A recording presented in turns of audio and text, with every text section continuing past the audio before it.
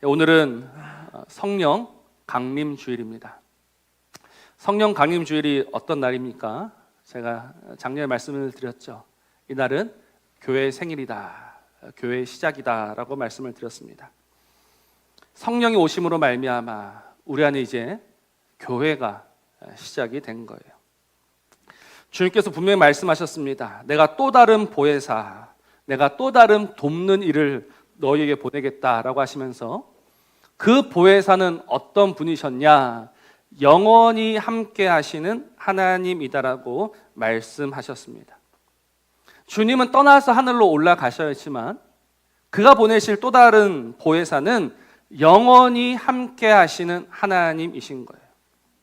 우리를 당신의 처소, 집, 성전 삼으시어서 우리 안에 거하시면서 우리와 함께 하시면서 우리를 영의 사람이다 라고 불러주시는 우리 하나님이신 겁니다. 그런데 우리가 영의 사람이다 라는 것은 꼭 기억하셔야 합니다.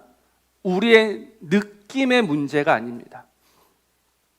이번 주는 왠지 기도도 좀 많이 한 것 같고 성경도 좀 많이 읽은 것 같고 나는 오늘 성령이 충만한 영의 사람이야 라고 하는 사람이 있고, 또 왠지 이번 주는 기도도 좀 못한 것 같고 좀 싸운 것 같고 미워하는 것 같고, 그러면 왠지 성령님이 내 안에서 떠나서 빠져서 난 더 이상 영의 사람이 아닌 것 같다라는 느낌이 들어요. 그러나 우리는 우리의 느낌, 우리의 생각으로 영의 사람이 되었다 안 되었다 하는 게 아니에요. 우리는 이미 영의 사람입니다. 왜? 그 하나님이 우리 안에 거하시기 때문에. 그 하나님이 우리 안에서 들어왔다 나갔다 하지 않으세요. 왜냐하면 로마서 11장 29절 말씀에 하나님의 은사와 부르심에는 후회하심이 없기 때문에 그렇습니다. 하나님의 부르심에는 뭐가 없다고요? 후회하심이 없는 거예요. 내가 너를 불렀는데 속았다라고 하지 않으세요. 우리를 보시면서 실망했다라고 하지 않으세요. 우리가 이미 죄인 되었을 때 우리를 위하여서 그 아들을 십자가에 내어주신 하나님, 우리를 누구보다 다 잘 아신 하나님, 우리의 모자람과 우리의 연약함과 우리의 부족함에도 불구하고 우리를 부르신 하나님, 그러니 후회하시지 않는다. 제가 지난번 요한복음을 강해할 때 우리가 좀 오해하고 있는 포도나무 비유에 대해서 말씀을 드린 적이 있습니다. 우리가 열매를 맺지 못하면 잘라버린다라고 알고 있는데 잘라버린다가 아니다라고 했죠. 그 헬라어로 아이로라는 단어인데 들어 올리다예요. 열매를 맺지 못해서 땅에 축 처져 있는 그 나무 가지를 들어 올리시는 그 농부, 그가 누구십니까? 그가 우리의 하나님이다라는 거예요. 그러니 우리가 무엇인가를 해서 하나님과 우리 사이의 관계가 유지된다라는 이 부담에서 정말 자유하셔야 합니다. 우리가 무언가를 해야지만 하나님과 우리 사이의 관계가 이어진다라고 하는 것은요, 마귀의 생각입니다. 왜냐하면 결국 그것은 하나님과 우리 사이를 갈라놓는, 하나님과 우리 사이를 멀게 하는, 하나님과 우리 사이를 이간질시키는 못된 마음이기 때문에 그렇습니다. 저희 집은 이제 엄마하고 이제 사모, 사오가 같이 자요. 저는 따로 자는데 그 사모, 사오가 이제 둘만 누워 있더라고요. 그래서 잘 자나 싶어서 한번 들어가 봤습니다.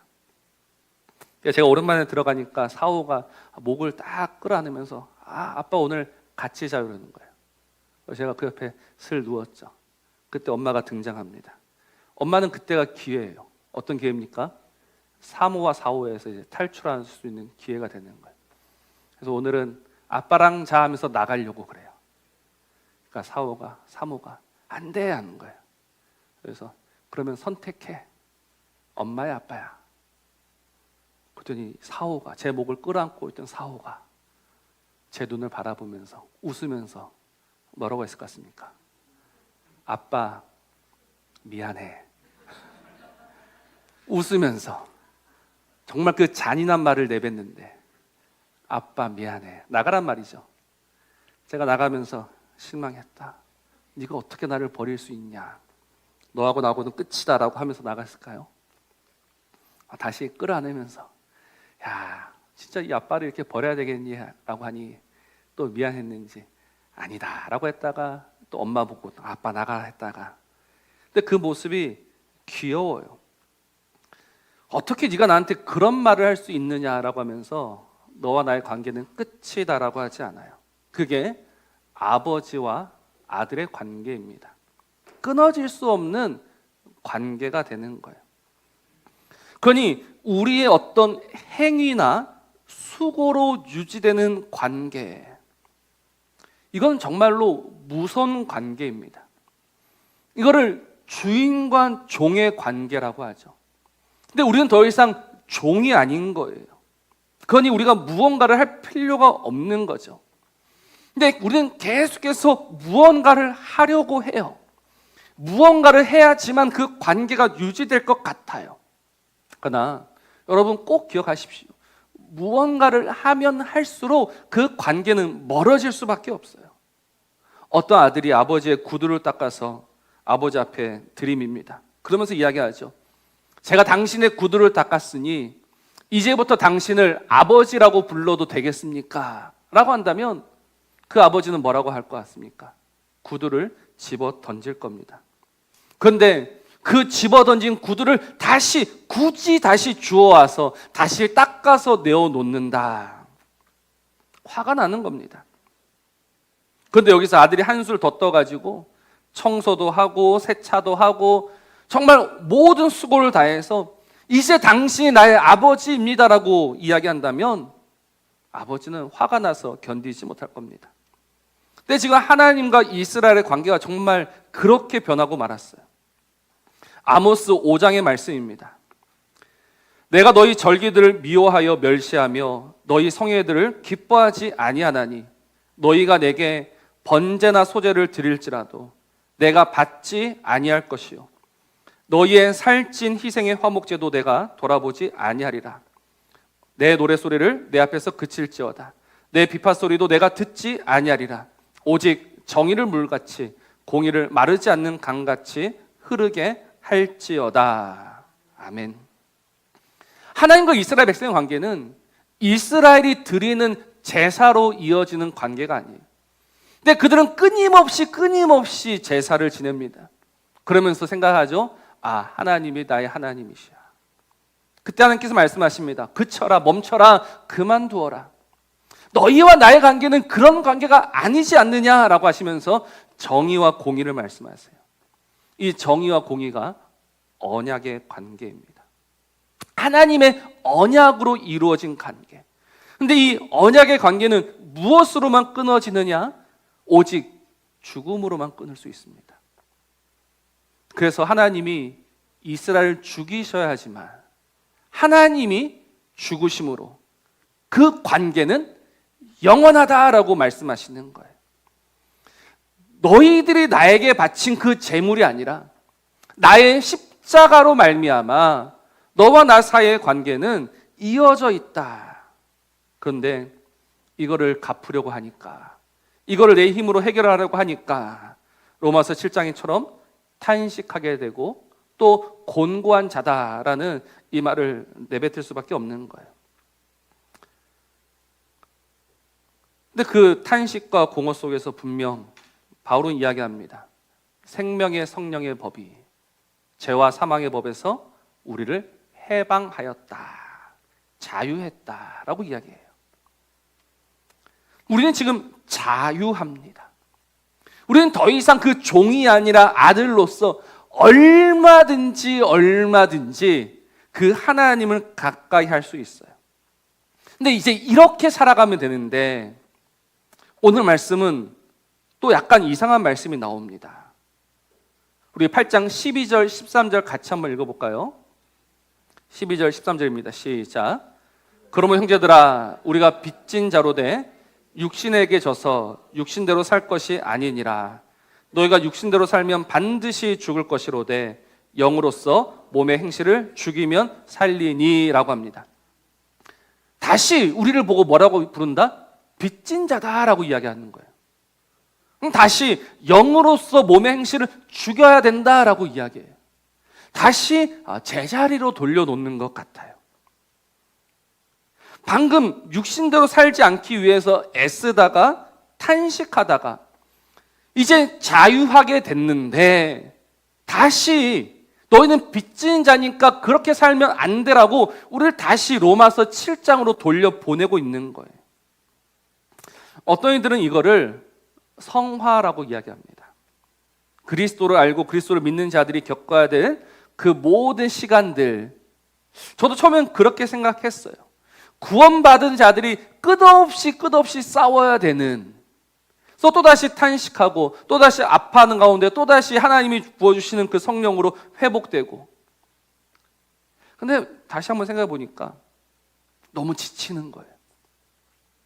로마서 7장, 8장인데 다시 7장으로 돌아가고 있는 거예요. 근데 로마서 8장의 결론은 뭡니까? 37절 이후에 나오는데 넉넉히 이긴다. 어떻게 이긴다고요? 넉넉히 이긴대요. 근데 이 로마서 8장을 쭉 진도를 나가가지고 넉넉히 이기는 그 자리까지 가야 되는데 이 12절, 13절에서 브레이크가 걸리고 다시 7장으로 돌아가 버리는 거예요. 그래서 이 넉넉히 이긴다라는 이 고백이 우리와는 상관없는 고백, 우리와는 상관없는 승리처럼 보이는 거예요. 그래서 많은 사람들이 포기합니다. 그래, 언젠간 되겠지. 그러나 오늘 이 말씀은요, 우리를 다시 7장으로 돌려보내는 말씀이 아니에요. 오늘 이 말씀의 의미를 우리는 분명히 알아야 합니다. 사실 우리 힘으로 할 것 같았으면 다시 7장으로 돌아갈 수밖에 없죠. 그러나 우리가 더 이상 7장으로 돌아가지 않을 수 있음은 8장에서 사도 바울이 고백한 것처럼 생명의 성령의 법, 그 성령님이 오심으로 말미암아 이제 모든 판은 바뀌었다, 뒤집어졌다라는 것을 우리가 꼭 인정해야 합니다. 우리가 잘 알고 있는 말씀이 사도행전 1장 8절 말씀이죠. 오직 성령이 너희에게 임하시면 너희가 권능을 받고 예루살렘과 온 유대와 사마리아와 땅끝까지 이르러 내 증인이 되리라. 성령님이 오시면 달라진다. 성령님이 오시면 새로운 삶이 시작이 된다라고 이야기하고 있는 거예요. 그래서 성령이 약속대로 오셨습니다. 그때부터 두려움과 걱정 속에 있던 자들이 담대히 예수가 그리스도다, 예수가 구원자다, 예수가 왕이다 증언하면서 그 복음으로 살아가는 거예요. 그러면 그 성령님이 오셔서 도대체 우리 안에 어떤 변화를 일으켜내셨는가, 우리 이거를 좀 잘 생각해 봐야 합니다. 그래서 여러분, 성령님이 일으키신 그 변화를 느낌으로 받지 마시고 말씀으로 깨달으시기를 정말 주의 이름으로 축복합니다. 그러기 위해서는요, 오늘 말씀을 조금 주의해서 보아야 합니다. 오늘 11절 말씀을 보면 성령님이 무엇을 살리신다라고 나옵니까? 제일 마지막에 나오죠.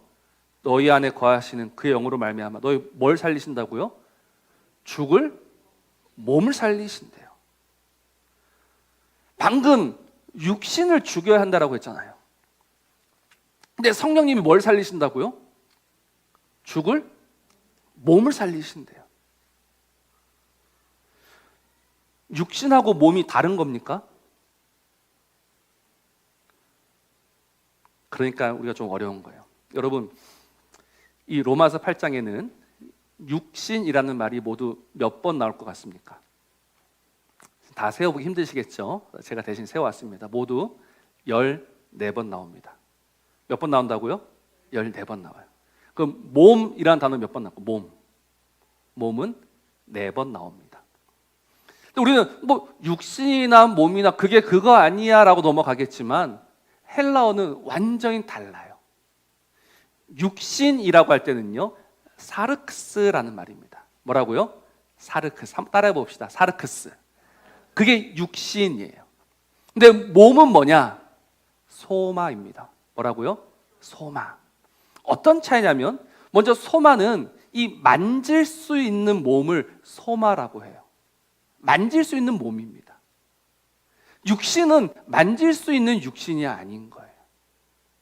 그래서 도대체 이 육신이 무엇이냐라고 할 때 우리 이 부분을 잘 생각해야 되는데, 우리 12절에 육신에게 져서 육신대로 살 것이 아니다라고 해요.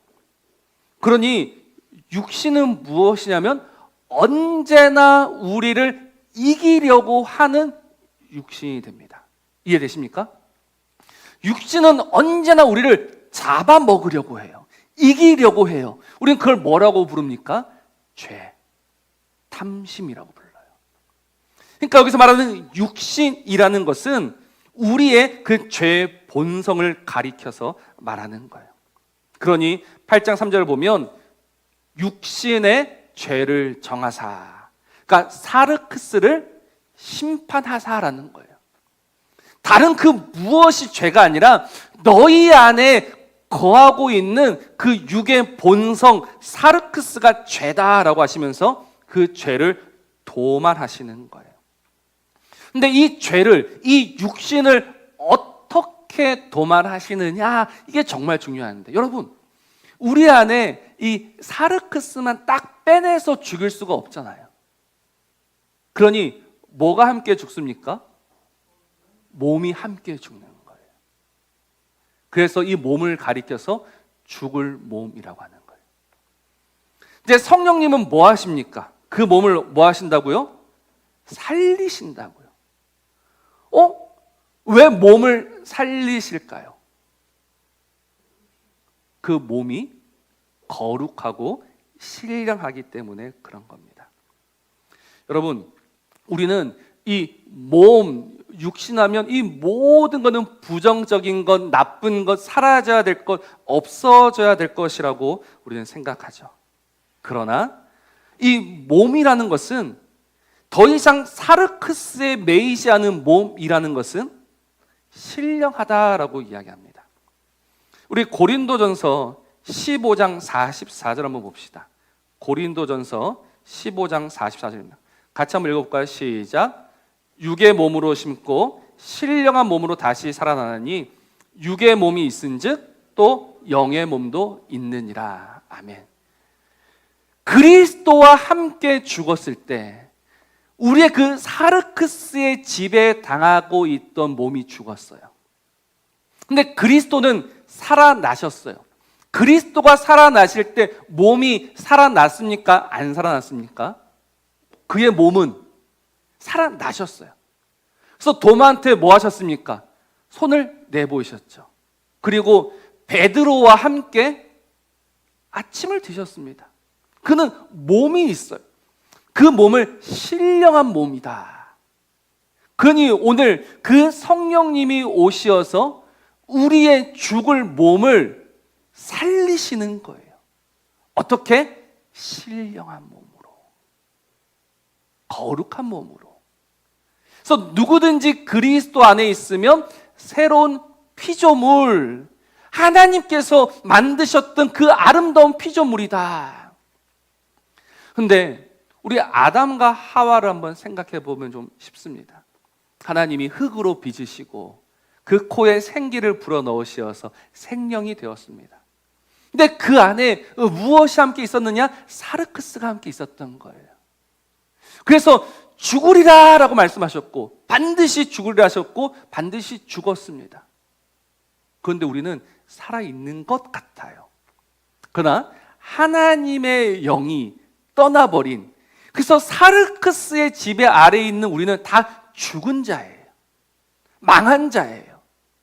그러나 우리 주님이 다시 오시어서 그 몸에 우리의 모든 사르크스를 담으시어서 십자가에서 죽으심으로 말미암아 우리의 그 육의 본성은 십자가에서 다 죽었고 이제 거룩한 몸으로, 신령한 몸으로 다시 살게 되었다라는 거예요. 이 일을 누가 하신다? 성령님이 하시는 거예요. 우리의 죽을 몸을 날마다 그는 살려내시는 거예요. 그런데 여러분, 정말 우리가 그렇게 거룩하고 신령한 몸을 입은 것 같은데 우리의 현실, 우리의 실상은 어떠합니까? 우리 안에 더 이상 더러운 말, 거짓, 탐욕, 시기, 질투, 미움, 분노, 여러분 이게 다 사라졌습니까? 여전히 그 사르크스의 그 본성이 우리 안에 거하고 있는 것 같아요. 그래서 우리는 또다시 탄식하게 되고 또다시 아파하게 되고 하나님 나는 뭡니까? 라고 엎드릴 수밖에 없어요. 근데 성령님이 하시는 결정적인 은혜가 무엇이냐? 우리 요한계시록 3장 17절을 한번 봅시다. 제가 읽겠습니다. 네가 말하기를 나는 부자라 부요하여 부족한 것이 없다 하나 내 곤고한 것과 가련한 것과 가난한 것과 눈먼 것과 벌거벗은 것을 알지 못하는도다. 여러분 이게 7교회 가운데 마지막 라오디게아 교회에게 주신 말씀이에요. 7교회 가운데 유일하게 칭찬받지 못한 교회가 어떤 교회였냐? 라오디게아 교회입니다. 근데 라오디게아 교회가 왜 칭찬받지 못했느냐? 그들은 말합니다. 나는 뭐다? 부자다. 나는 부요하다. 나는 부족한 것이 없다. 이게 라오디게아 교회가 자기를 바라보는 시선이었어요. 나는 부자야. 나는 부요해. 나는 부족한 것이 없어. 나는 행복해. 근데 성령님이 오시어서 그들의 진짜 눈을 열어주십니다. 보게 하십니다. 무엇을 보게 하시느냐? 그들의 가난, 그들의 수치, 그들의 벌거벗음, 그들의 망함을 보여주시는 거예요. 아, 나는 죽은 자구나. 그래서 다시 열심을 내라, 회개하라. 볼지어다 내가 문 밖에 서서 두드리노니 누구든지 내 음성을 듣고 문을 열면 내가 그에게로 들어가 그와 더불어 먹고 그는 나와 더불어 먹으리라. 이 생명으로 다시 그 라오디게아 교회를 부르고 계시는 거예요. 자, 한번 정리해 봅시다. 오늘 그분이 우리의 이 죽을 몸을 어떻게 살리시느냐? 오늘 우리로 하여금 우리의 모습을 보게 하시는 거예요. 근데 우리가 깨닫는 모습은 무엇이다? 나는 왜 이것밖에 안 될까? 여러분, 그게 은혜입니다. 오, 하나님, 나는 이것밖에 안 되는데요. 하나님, 나는 정말 가련한 자고, 가난한 자고, 비천한 자고, 불쌍한 자인데요. 나는 정말 하나님 앞에 설 수 없는 자인데요. 라고 할 때, 하나님이 잘 봤다. 그래, 그게 원래 너의 모습이었다. 그러나 내가 너의 그 모습을 살려내겠다라고 하시는 거예요. 그래서 우리는 얼마든지 가난해지고, 비천해지고, 낮아지고, 쓰러지고, 넘어지고, 무너지는 것을 불쌍히 여기는 자가 아니라 오히려 그것을 기뻐하는 자가 되야 된다는 거예요. 이와 이 라오디게아 교회하고 정반대의 교회가 있었죠. 바로 서머나 교회입니다. 서머나 교회는 칭찬만 받았어요. 서머나 교회는 가난했거든요. 그러나 성령님이 말씀하시면 아니야, 네가 실상은 부요한 자다라고 이야기하고 계시는 거예요. 그러니 하나님의 영은 우리에게 실상을 보여주시는 거예요. 영원하고 참된 것을 보여주시는 거예요. 그동안 이 세상의 기준에, 이 사르크스의 기준에 맞춰서 살아가던 인생들이 더 이상 그 눈높이에 맞춰 살아가는 것이 아니라 하나님이 열어주시는, 하나님이 보여주신 것을 보면서 하나님, 그게 정답이었네요. 그게 맞네요. 라고 하면서 넉넉히 이기는 그 자리로 나아가게 되는 거예요. 여러분, 교회에 오셔가지고 정말 보아야 될 것을 보셔야 되고, 깨달아야 될 것을 깨달아야 되고, 정말 붙잡아야 될 것을 붙잡을 수 있는 저와 여러분이기를 주의 이름으로 축복합니다. 여러분, 우리가 바라는 것이 세상에 바라는 것과 똑같다면 바울은 이야기해요. 우리는 망한 자다. 우리는 불쌍한 자다. 속은 자다. 왜냐하면 하나님이 우리의 바람을 이루어 주시는 그 램프의 요정이 아니기 때문입니다. 우리는 살아가면서 하나님께 많은 기도를 합니다. 하나님, 제 소원 좀 들어주세요. 제 기도 좀 들어주세요. 그러나 제가 분명히 말씀을 드리지만 하나님은 이렇게 말씀하실 거예요. 야, 네 소원이 이루어지기 전에 나의 소원이 무엇인지 한번 생각해 보아라. 너의 꿈을 말하기 이전에 나의 꿈을 한번 보아라. 하나님이 그 영혼 속에 담아두신 하나님의 꿈, 하나님의 소원은 무엇이에요? 바로 저와 여러분이 다시 하나님의 아들로 살아가는 거예요. 하나님의 아들로 살아가면서 다른 그 무엇을 바라며 즐거워하는 자가 아닌 그 하나님 아버지를 즐거워하는 자로, 다시 하나님과 교제하는 자로 살아가기를 원하고 또 원하시어서 먼저 우리에게 오시어서 우리를 위해 죽으시고 우리에게 성령을 부어주시고 우리를 그 영원한 사귐으로 우리를 부르시고 초대하시는데 우리는 계속해서 엉뚱한 생각만 합니다. 나는 그게 별로 반갑지 않습니다. 나는 그게 별로 달갑지 않습니다. 나는 좀 다른 게 있었으면 좋겠는데요. 다른 걸 해주시면 더 좋지 않을까요? 하나님과 우리 사이의 이 관계는 생각지 않고 여전히 나의 생각, 나의 꿈, 나의 나라를 세워가기에 우리는 바빠요. 여전히 그 사르크스에 속한 자로 살아가고 있단 말이에요.